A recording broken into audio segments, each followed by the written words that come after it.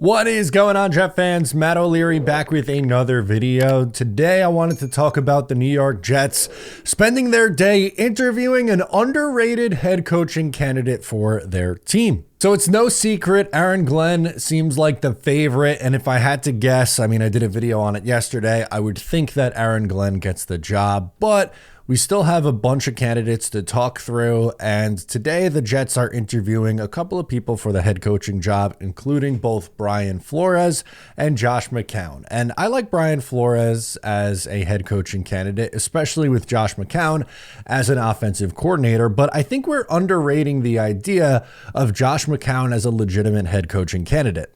Again, would I say that he is the most likely candidate for this job?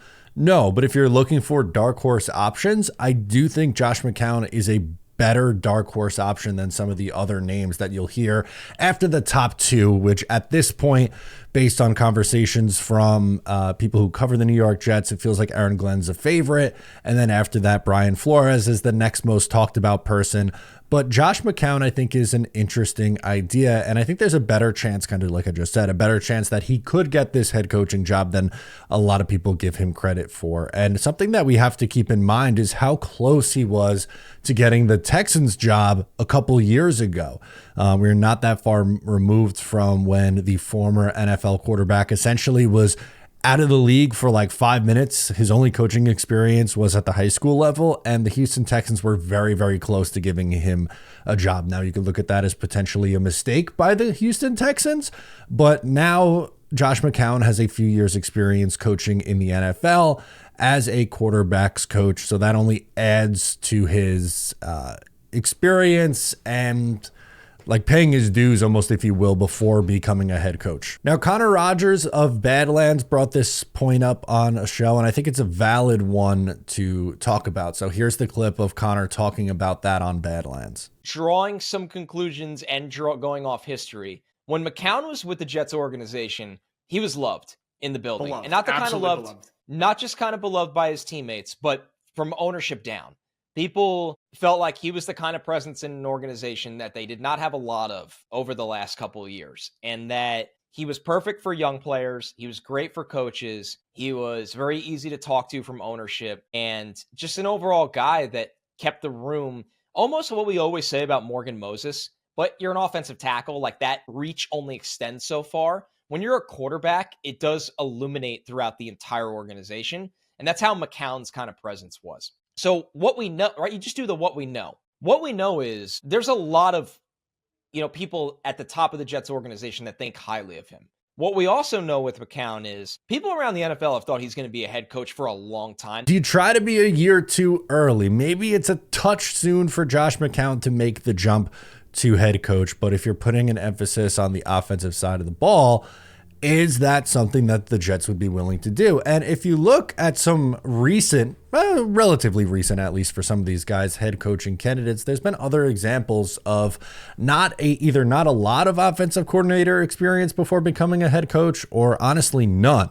So if you look at Dave Canales, who is now the Carolina Panthers head coach, he only had 1 year as the offensive coordinator before becoming a head coach. He was mostly a quarterback coach in his career before getting the job. And he was kind of tasked with helping save their young quarterback investment in Bryce Young. And it was a rocky road this year, but I don't think anyone can deny that down the stretch, Bryce Young looked a little bit better in year two. So they have one more shot really with him next year. It seems like I don't anticipate them drafting a quarterback this year. Zach Taylor's another example. He was a quarterback coach, right to head coach, and ended up working out and being fine. A couple losing seasons in his first year.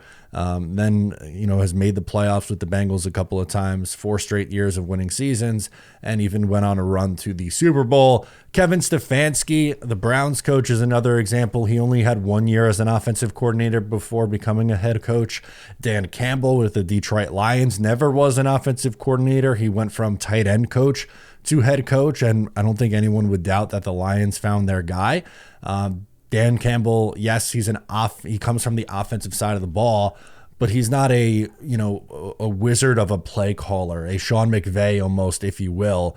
He is more of the motivational CEO kind of style of head coach. And It just goes to show you don't necessarily have to be a offensive coordinator in order for it to work out. Kind of same thing with Mike McDaniel. I know Dolphins fans and maybe people around the league have soured on McDaniel after the last couple years, but I think he only had 1 year as an offensive coordinator before becoming a head coach. Before that, he was a run game coordinator, but many view him as a bright offensive mind and, made the playoffs with the Dolphins a couple of times. So there are numerous examples of head coaches in this league who have very little, as in 1 year or less as an offensive coordinator, or don't have any experience as an offensive coordinator at all that got jobs around the NFL. So again, I don't really look at this as some sort of guarantee as, oh my gosh, Josh McCown's going to get the job. You wait and see.